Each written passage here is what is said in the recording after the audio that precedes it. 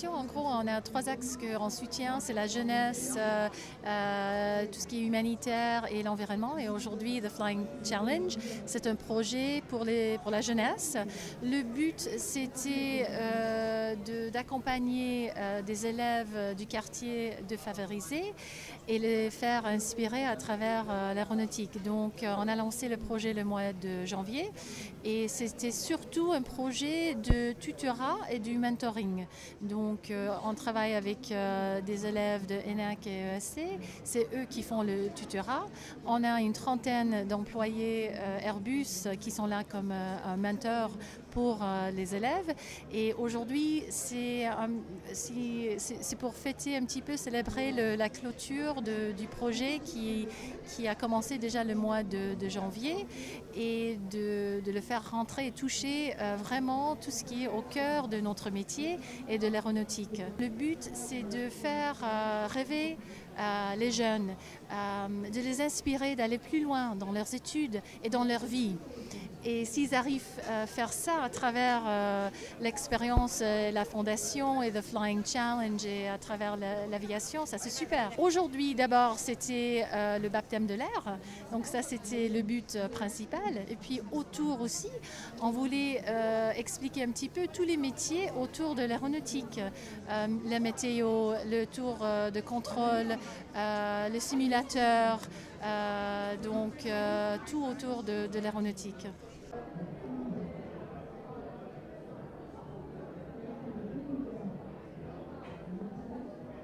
Je suis directeur du lycée Airbus, Didier Paulin. Le lycée Airbus est le lycée professionnel de l'aéronautique qui appartient à Airbus et qui forme les futurs compagnons de nos chaînes pour Toulouse.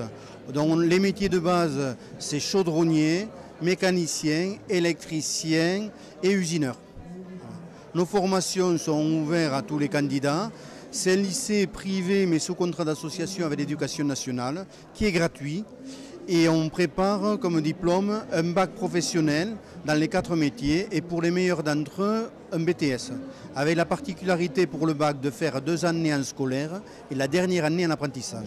La fondation était fondée par Airbus, la société Airbus, et c'était notre président de la fondation, Tom Enders, qui était l'ancien président d'Airbus, qui est aujourd'hui maintenant le président de EADS, et c'est lui qui a fondé la fondation. Et ce projet Flying Challenge, en effet, c'est son rêve. C'était lui qui a demandé de lancer ce projet. Le principal partenaire, on travaille avec The United Way, c'est une association qui est partout au monde. Ils sont basés à Paris et leur expérience, c'est surtout sur l'éducation et la jeunesse. Et c'est avec eux qu'on a monté ce projet et bien sûr avec ENAC et ESC ensemble. Je m'appelle Laetitia Darnis, je suis responsable projet à la Fondation d'entreprise Airbus et notamment responsable du programme Flying Challenge. La Fondation d'entreprise Airbus a été créée en 2008 et l'un de ses grands piliers, c'est vraiment un pilier social pour développer la jeunesse en difficulté, pour leur ouvrir les portes d'un monde qui n'ont pas forcément accès et pour les aider à être inspirés, à leur donner ce qu'ils n'ont pas forcément au départ. Et la Fondation a vraiment pour objectif de redonner aux communautés locales.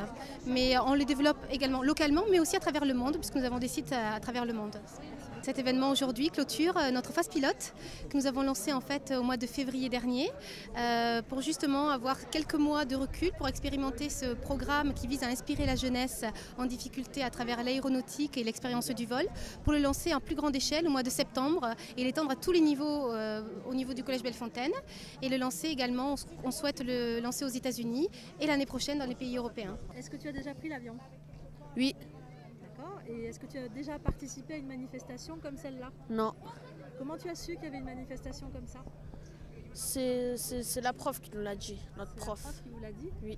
D'accord. Et toi, tu avais déjà envie d'aller dans une manifestation comme ça ? Tu avais déjà connaissance des avions ? Ça t'a déjà donné envie avant ? Oui. Qu'est-ce que tu veux faire plus tard ? Pilote. Pilote, d'accord. Bah alors là, c'est ta vocation qui commence. Qu'est-ce que tu as appris aujourd'hui ? Comment démarrer un avion. Comment démarrer Presque, un avion ? ouais. Presque. Et alors, donne-moi tes impressions. D'abord, il met la clé comme ça. Ouais. Après, non, tout d'abord, il doit tout vérifier, tous les phares et tout, et le moteur et tout. Et après, quand il met la clé, après il met comme un gaz là, il le tire. Et voilà, après il démarre. Après il accélère. Et d'après toi, il faut être bon à l'école dans quelle matière pour piloter un avion? Qu'est-ce qui est important pour piloter un avion? En français, il faut savoir lire et tout. Il faut savoir lire, bien sûr.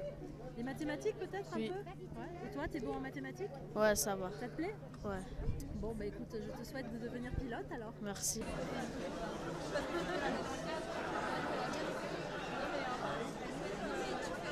Même si je n'ai jamais réussi à devenir astronaute ou pilote, de chasse, mes activités et ma fascination pour le vol dans tous ses formes, mon amour de l'aviation ont été fondamentaux pour devenir pilote de la plus grande entreprise fabricante d'avions du monde, Airbus.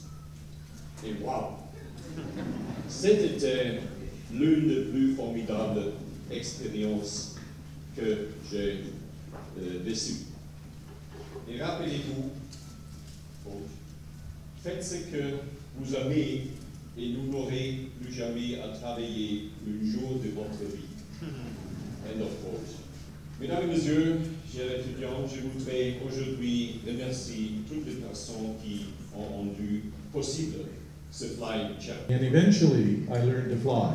It's a long story and it was painful, but I am glad I did it, and it changed my life.